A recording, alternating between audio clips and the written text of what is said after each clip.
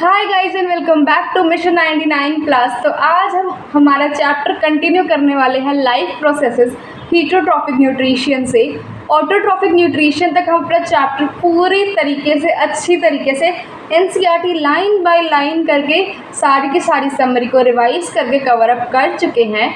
And आज हम हमारा हीटरोट्रॉफिक न्यूट्रिशन भी ऐसे ही पढ़ने वाले हैं, हमारी सीरीज़ को कंटिन्यू करने वाले हैं। तो सबसे पहले स्टार्ट ही कर देते हैं बिना टाइम वेस्ट किए। Heterotrophic nutrition. हीटरोट्रॉफिक न्यूट्रिशन आखिर होता क्या है? हीटरोट्रॉफिक न्यूट्रिशन एक ऐसा मोड ऑफ न्यूट्रिशन होता है जिसमें एक ऑर्गेनिज्म अपने खाने के लिए किसी और के ऊपर डिपेंडेंट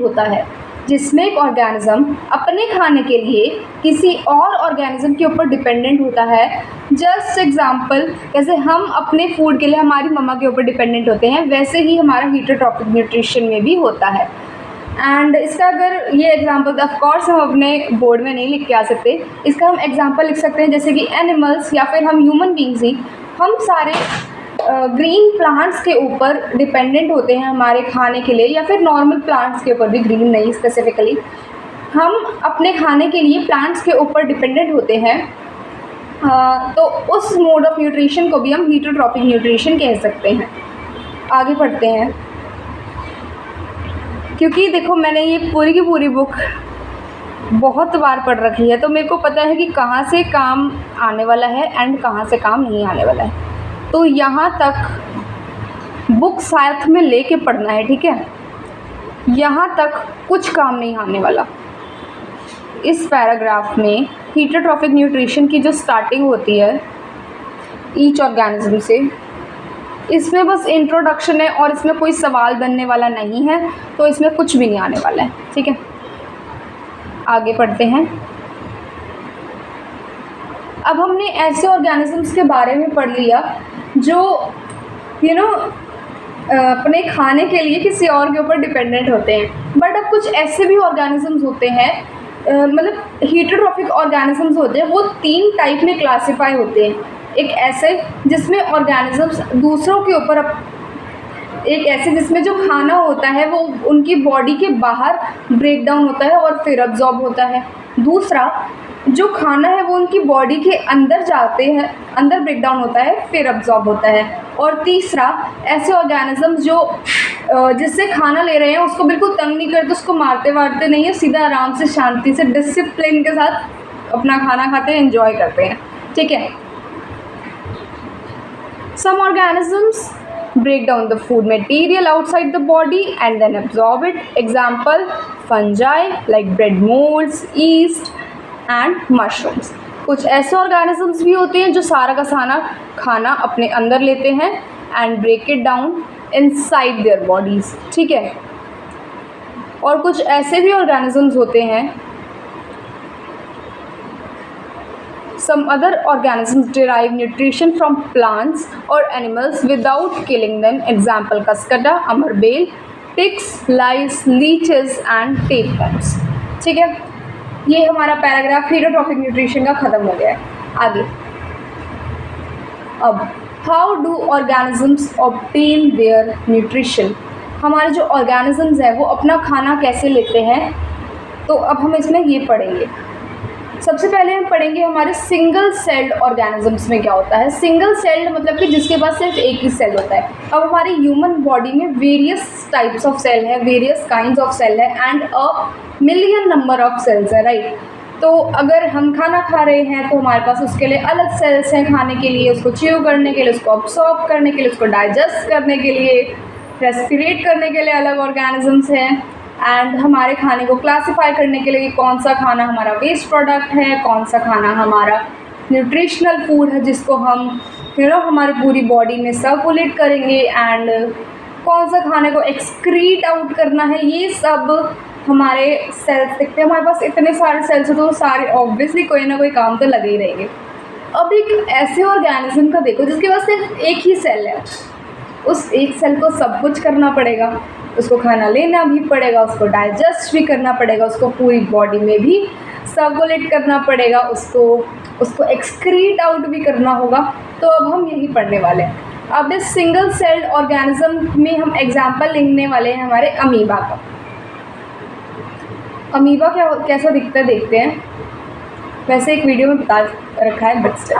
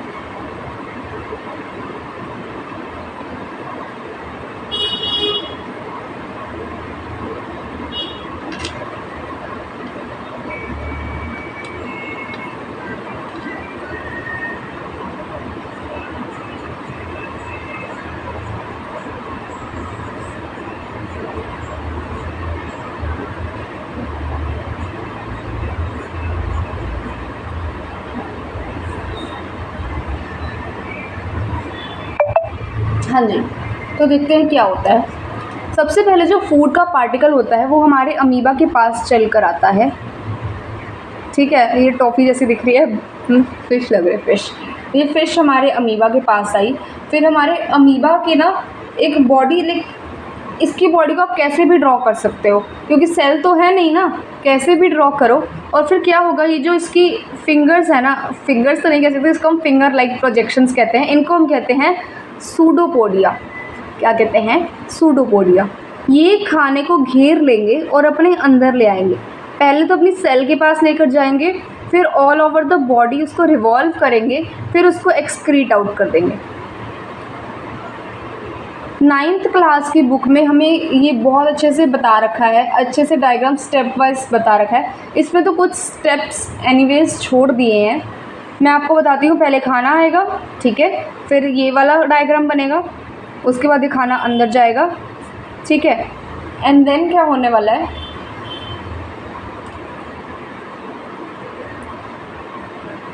ठीक है, उसके बाद ये रहा हमारा न्यूक्लियस, ये रहा हमारा खाना। इसको हम पूरी बॉडी में ऐसे रिवॉल्व करके दिखाएंगे। एंड द लास्ट स्टेप में ये अमीबा बना के इसको यहाँ से एक फूड मटेरियल, इसको लिखना है अनडाइजेस्टेड फूड, इसको हम एक्सक्रीट आउट कर देंगे। ओके, अब पढ़ते हैं।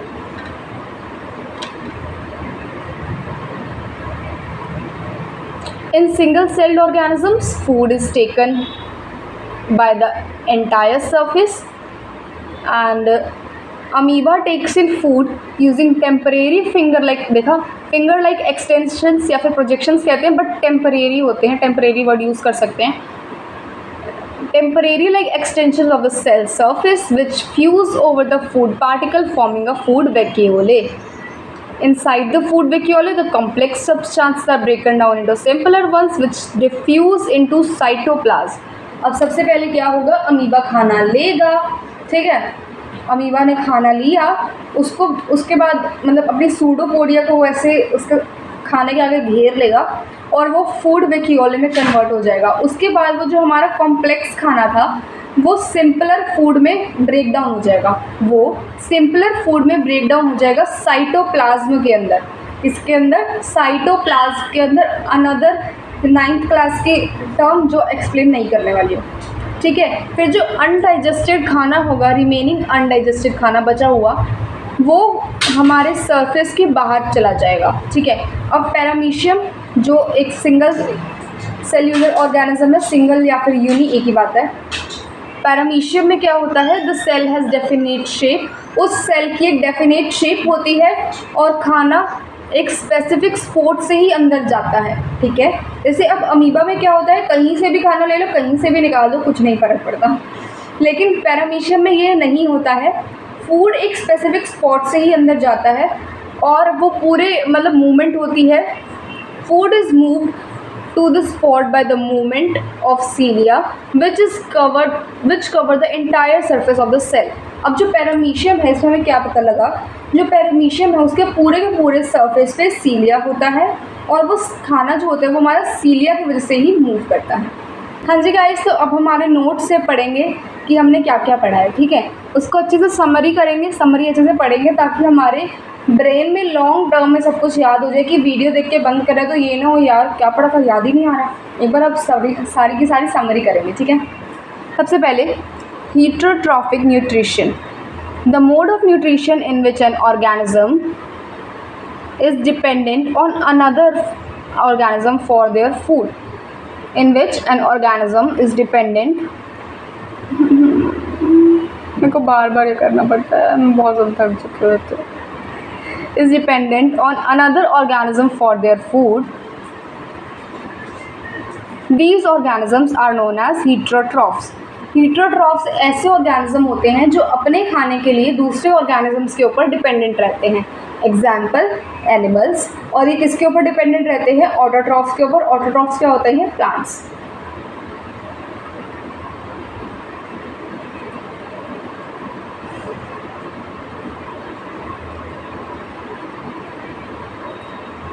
These organisms do not have the ability to synthesize their own food.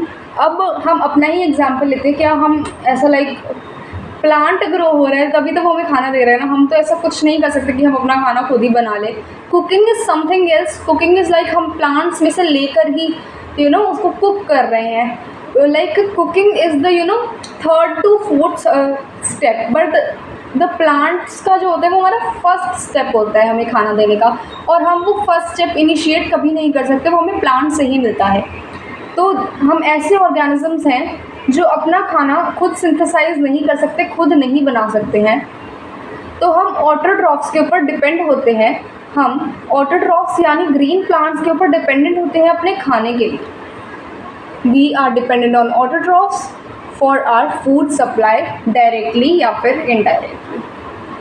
Examples animals या फिर फंजाई।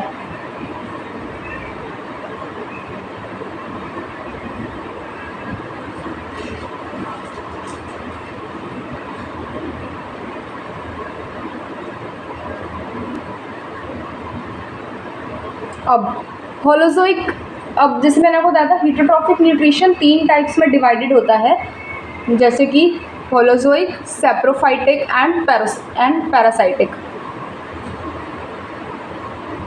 अब होलोजोइक न्यूट्रिशंस क्या होते हैं?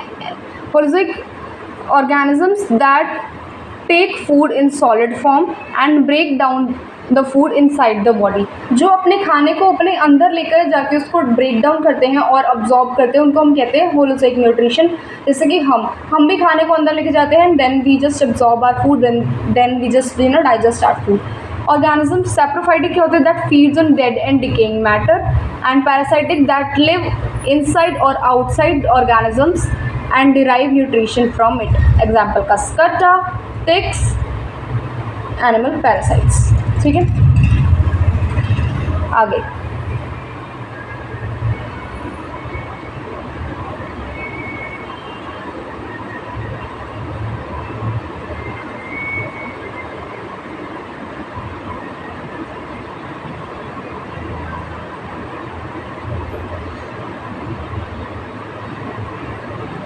अब जो हमारे ऑर्गेनिजम्स हैं वो अपना खाना कैसे लेते हैं?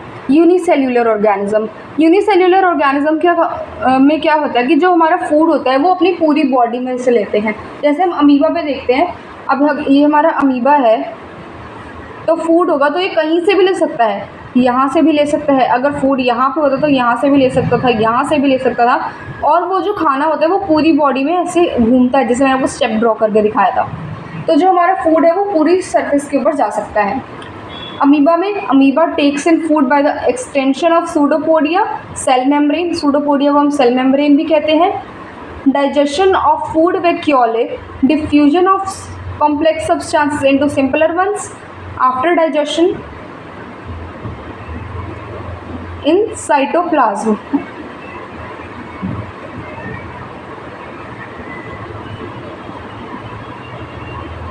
After digestion, undigested food move to the surface of the cell and is thrown out. अब पैरामीशियम में क्या होता है?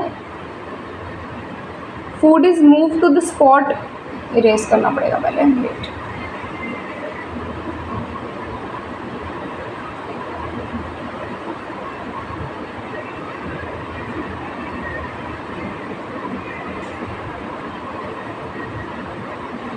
पैरामीशियम में क्या होता है, food is move to the spot by the movement of सीलिया।